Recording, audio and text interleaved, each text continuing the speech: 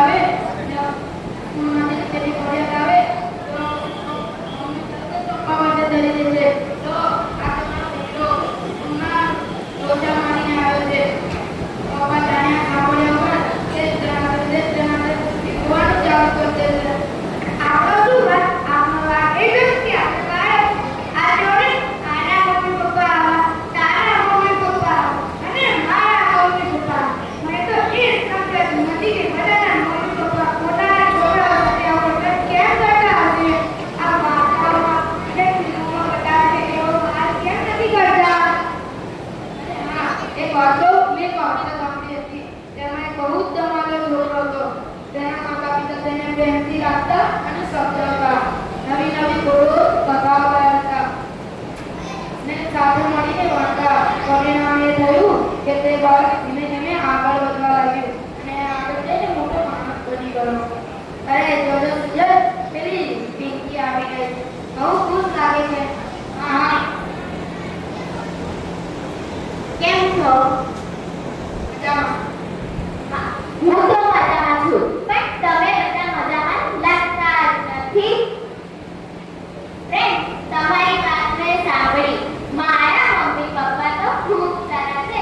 મારી પરીક્ષા મારા ખૂબ ઓછા માર્ક્સ આવ્યા હતા. હું ખૂબ રડી હતી, પણ મારા ડેડીએ સમજાવ્યું, બેટા પ્રીતિ, પરીક્ષાનું પરિણામ નબળું આવે આથી નિરાશ ન થવાનું હોય. ફરી મહેનત કરવાની, આત્મવિશ્વાસ રાખ, તું જરૂર સફળ થઈશ. મારી મમ્મીએ દીકરી પિંકી, ખાવા ઉપર કદી ગુસ્સો ન કરે.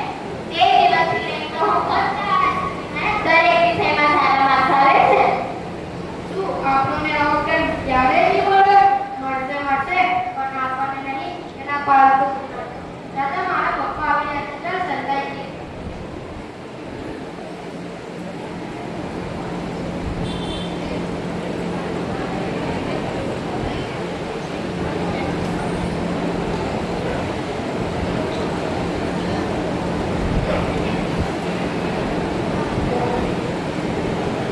અરે મારા પ્યારા સખી, લે લે લે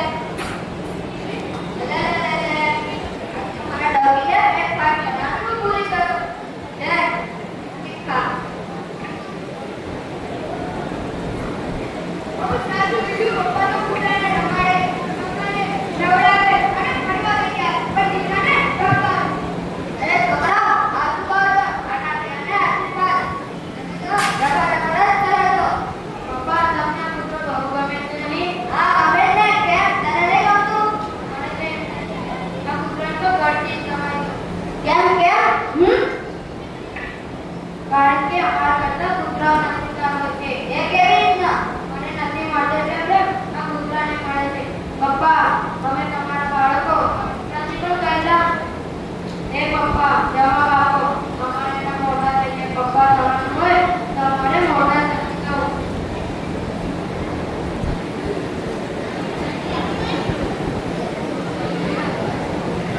કેમ છો ભાઈ?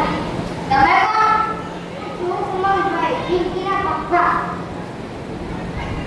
અને હું છું આશાબેન, પિંકીની મમ્મી. લક્ષ્મી, તમે જો સિસ્ટરે જે ગર્ભ કર્યો છે ત્યાં ટેસ્ટમાં આવા પરિણામો જોવા મળે છે અને તમારા બાળક માટે સમય નથી કાઢવો તો બીજું કોણ કાઢશે? મને તો કાંઈ સમજાતું જ નથી. બાળકનું મન એના માતા પિતા પ્રત્યે સર્વસ્વ હોય છે. જ્યારે તેનું સર્વસ્વ છીનાઈ જતું લાગે છે ત્યારે બાળકનું મન બગાડો પુકારે છે. અને તમારા અને તમારા બાળક વચ્ચે જ્યાં નાની ગેપ છે તે આગળ જઈને મોટી ખાઈ બની જશે. બસ બંધ કરો. આમાં કોનો વાંક? આપણો જ વાંક છે ને. બાળકોને સમજીએ અને એમને પ્રેમ આપીએ, તેમને સારા સંસ્કાર આપીએ તો જ બાળકનું ભવિષ્ય ઉજ્જવળ બનશે. હા, સાચી વાત છે. તો પછી આથી પ્રતિજ્ઞા લો. અમે બાળકને સમય આપીશું, અમે બાળકોને સમય આપીશું, પ્રોત્સાહન આપીશું, પ્રોત્સાહન આપીશું, તેની ઉપેક્ષા નહીં કરીએ, તેની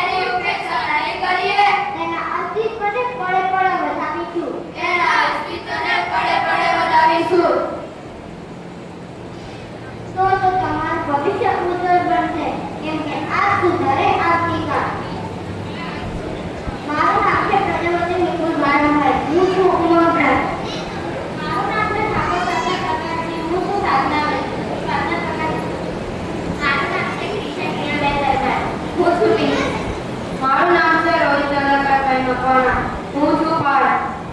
મારું નામ છે મયુર